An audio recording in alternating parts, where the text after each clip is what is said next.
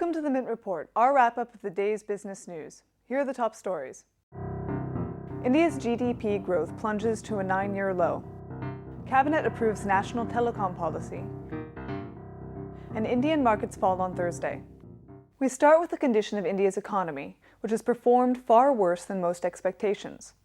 New fourth-quarter GDP numbers out on Thursday seem to confirm the greatest fears among economists. They show an unexpectedly small GDP growth of 5.3% for the March quarter. That brings the overall GDP growth for the full fiscal to a mere 6.5%. The poor GDP numbers were caused primarily by a dismal performance from manufacturing. That sector saw a 0.3% contraction for the quarter. Other sectors also fared badly, with electricity growing just 4.9% and construction growing up by 4.8%. Agriculture did worse, with a growth of just 1.7%. All in all, this is the worst set of quarterly GDP figures since 2003. Finance Minister Pranab Mukherjee said the data was disappointing, but said it had to be seen in the context of global economic problems. And there's one small spot of good news for India's economy. The country's fiscal deficit for 2011-12 stands at 5.7% of GDP.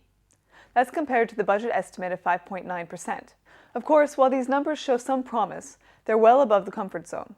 The government is targeting a fiscal deficit of 5.1% of GDP for the current fiscal. And in other news, India's telecom industry could be up for an overhaul. On Thursday, the Cabinet approved the National Telecom Policy, along with a few modifications of its own.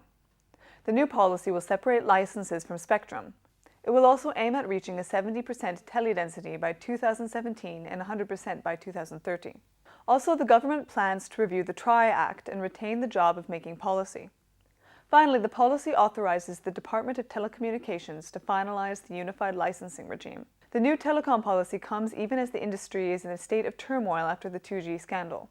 And finally, with GDP numbers so bad, India's already battered markets had little chance of making gains. The Sensex dropped 94 points to 16,219, and the Nifty lost 26 to close at 4,924. And that's all we have for you. Thank you for watching.